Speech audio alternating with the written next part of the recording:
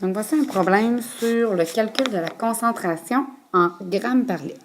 Une canette de 350 ml de thé glacé renferme 5 g de sucre. Quelle est la concentration de sucre en grammes par litre dans cette solution? La première étape que vous devez faire, c'est la suivante. Donc, vous devez identifier les données du problème en les associant à une variable de la formule de concentration. C est égal à M sur V. Donc, nous voyons ici une quantité de 350 ml qu'on peut associer facilement à un volume. Donc, on peut écrire notre 350 ml ici. Et ensuite, nous avons le 5 g de sucre ici qui peut être associé à la variable M pour la masse. 5 g ici. Donc, notre inconnu va devenir la concentration X. Ici, le fait est à noter que le volume doit absolument, dans votre formule de concentration en grammes par litre, le volume doit absolument être en litres et non pas en millilitres.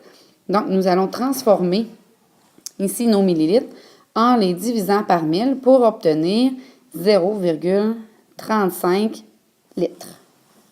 Ensuite, nous pouvons passer à l'étape suivante, c'est-à-dire d'isoler la variable recherchée dans notre formule pour répondre à la question.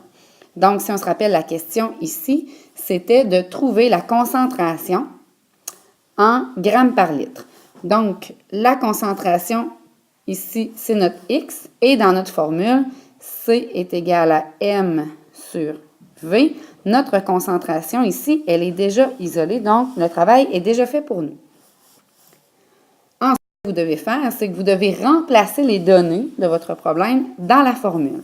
Donc, nous avons la concentration qui est égale à la masse, donc que nous avions tantôt qui était 5 grammes, divisé par le volume. On n'oublie pas de le mettre en litres, donc 0,35 litres. Et ensuite, nous avons qu'à pitonner ça sur notre calculatrice. Et là, on va utiliser les coefficients ici.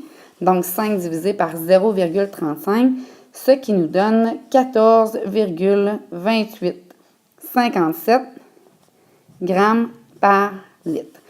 Donc, si vous avez réussi à suivre les étapes, vous venez de faire un calcul de la concentration en grammes par litre.